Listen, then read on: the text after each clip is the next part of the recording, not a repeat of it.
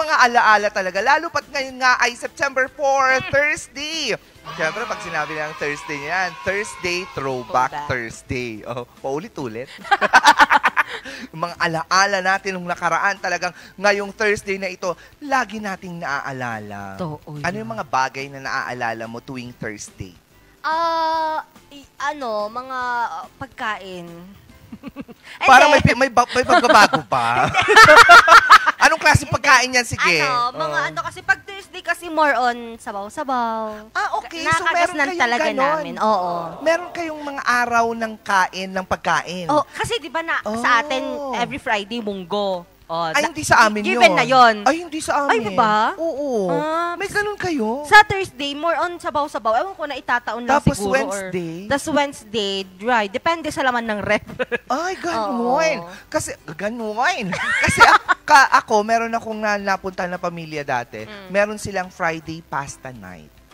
Oo, lagi yan. Every Friday talaga, pasta night talaga nila yun. Baka sila Western?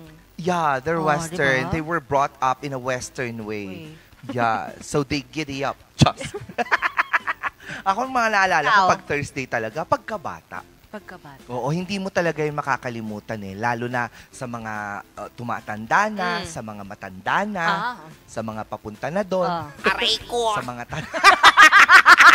Sa mga tatawid na. Ang inaalala nila, mga pagkabata talaga, yung panahon na, yun nga, di ba, lagi natin sinasabi pag memory yung pinag-uusapan natin, the childhood diba? Na, the moment.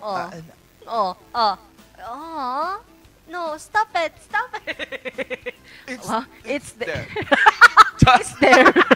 Ka-arte. Hindi. Pero eto, dahil nga Thursday ngayon, magbalik ulit tanaw tayo dito sa ating Core Memory.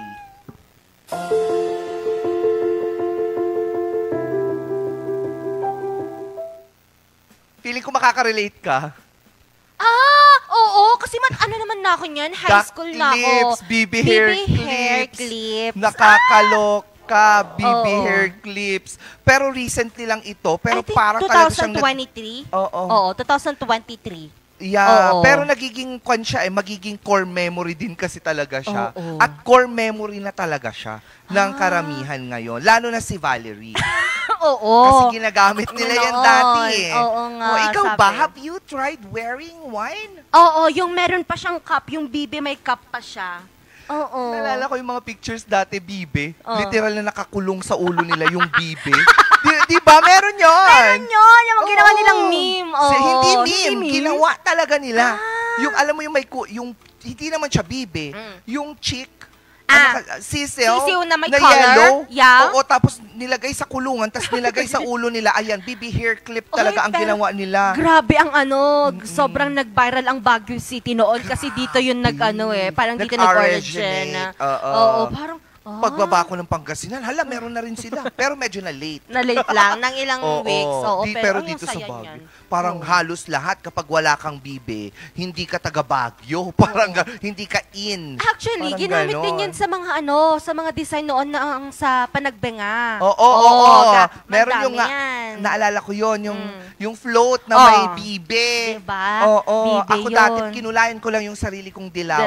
Ano nangyari? Para lang mag-in ako. Nagmukha akong si Big Bird dun sa Sesame Street. Yung cute na. No. Hindi ko na naabutan ng Sesame Street. I'm sorry. Hindi, pero alam mo, kilala mo si Big Bird. Yeah. Yung dilaw na malaking ibon. Yeah, oo. Nakikita. Yan yung mga naalala namin. Lalo na yung kakilala ko dito. Hindi lang yun. Hindi lang yun yung naalala niya. Dati ang cartoons niya, black and white pa lang yan. Alam mo yung Mickey Mouse na walang salita, puro tenenenenene, tapos gumagalaw-galaw si Mickey Mouse. Oo, ganon ang naalala niya. Ang favorite, niya pa yung komedyante nun, si Charlie Chaplin ba? Yung meron dito, may bigote, tapos dito lang, tapos wala pang salita-salita. Gumagalaw-galaw lang sila. Yun, naalala. Core memory niya yun. Aray! Ano daw? Yun daw yung na-miss niya sa buhay. Yun yung nami-miss niya sa buhay. Sino ba kasi siya? Huwag niyo ginaganyan si Sir Mar. Uy! Hindi siya yung binabanggit ko, pero dahil nasabi mo na rin lang, sige, ituloy na natin. Hindi. Yan yung mga core memory niya. Uy, Diba? hindi, oo. Oo, pero natutuwa ako pag nakakapanood ka ng mga cartoons dati na black and white, tapos naging colored, pero wala silang sinasabi. Walang salita-salita yan dati. Naalala ko lang, yung kay Charlie Chaplin, yung gumaganyan mukha siyang Mr. Bean noon. Mime kasi yung parang ginagawa nila noon eh. Yung pala yung favorite mo noon, Sir Mark. Oo, kaya tahimik siya. Nasanay siya sa mga ganong klaseng telebisyon. Oo. Minsan pala pag nanonood siya, minumute niya. Sabi, nasanay siya masyado. Doon ka matulan yung wala pang sounds. Tapos nagbabase na lang siya sa galaw ng katawan. Kaya naman pala. Sabi niya, tama na. Hala ko, yan yung mga core memories ng mga kabataan ngayon. Versus sa mga matanda na ngayon. Ay, pero nakakatuwa. Hindi ko kinakaya, At least ngayon trending siya. Nag-trend siya, tapos sa buhok yan.